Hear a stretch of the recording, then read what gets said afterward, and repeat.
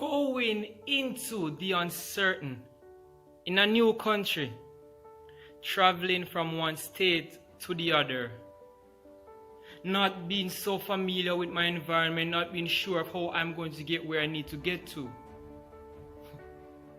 Hearing all types of things about people being killed in that environment and bad things happening in that environment. It was a decision to be made whether or not I was going to be stuck right here in one state, or will I take a bold step and face life's challenges, going into the uncertain. I believe there are times in our lives when we must make a decision. We must take a bold step. Sometimes we don't have the choice whether or not we want to do this or that. Yes, it might be a choice, but we don't want to just sit here and say, if I had known, I would have just taken that bold step. The difference between living and existing all has to do with the decisions we make. And people who live and really enjoy life take bold steps. Going into the uncertain, going into a marriage for the first time, not sure what married life is like, going into a new job, not being sure what this is going to be like, going into a different country, going into a different environment, going into a new opportunity for the very first time, not being sure of what you are going into and how this might play out. Today I want to talk to us a bit about going into the uncertain. Going into the uncertain. So as I said, I was in a new country and I was to travel from one state to the other. And it came to mind, I was like, Howard, what are you really going to do? I want to get to that state because I hear all these great things about this state, like this is the state to be in, this is the place to be. It's the publicity that it got. I just had to take that opportunity. And then on the other hand, I heard things like, be very careful, because if you are caught in the wrong place at the wrong time, bad things might happen to you. And so it was a decision whether or not I was going to go for what is promised for me, or was I going to stay here and be fearful. See, because the devil lives off fear as God lives off faith.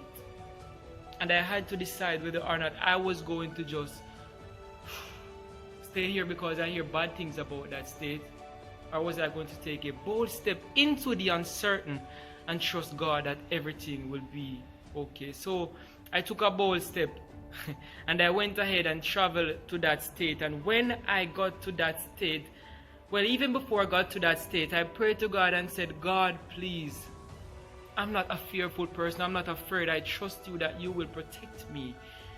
And so I took the bold step and I went, and when I got there, it so happened that I was on the bus. I took a bus going to that state. I was on that bus, and I was on that bus with just one person. A guy who looks kind of scary and kind of thick, like this is a guy to actually fear. And I was like, well, Jesus, if you're ready for me, I guess this is it. So I was there and I was like, wow, let's see what happens here. Mark you, I have faith, I trust God and I believe in God, but yes, I'm also human. So a bit of fear chipped in then, and I was like, wow, this guy looks kind of scary, but let's see what happens. But me, the person that I am, I talk to everybody. I'm not really, though I was a bit fearful, I was like, yo, what's up? Do you know how to get to XYZ? And he was like, oh yeah man, I know, let me help you. You know, sorry for my accent, he was, you know, speaking in his language. I'm just mimicking him right there. So yes, he was like, yes, I can get you there. And it so happened that he took what I was traveling with and he brought me to where I needed to go. And just talking and talking, he told me that he just got out of prison and he is trying to get his life straight. Now, just regular people will say, oh, this is a coincidence.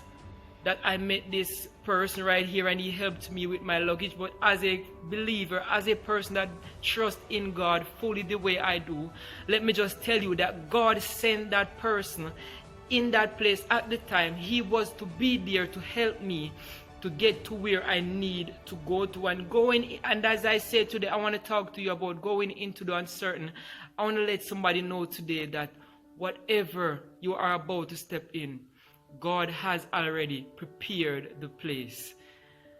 When I say that, I remember in the book of Genesis where after the flood, and I believe Noah sent doves to go ahead and look and check if it was okay for him to go on the earth. Just as those doves went ahead and checked if everything was okay, so it is that God sent angels ahead of you to ensure that wherever you are about to go, whatever opportunity you are about to step into, it is already prepared for you. So don't be fearful and say, oh, I'm not sure I can do this. I don't sure enough is within me to do this. The Bible said that God will not give you more than you can bear. And yes, he makes mention of that in the sense that we ought not to be fearful, because we are in situations at times and we feel like we cannot handle this. He says he's not giving us more than we can bear in regards to what might be in the relation to fear. So it is that he's not giving you more than you can bear in regards to what opportunities he gives you.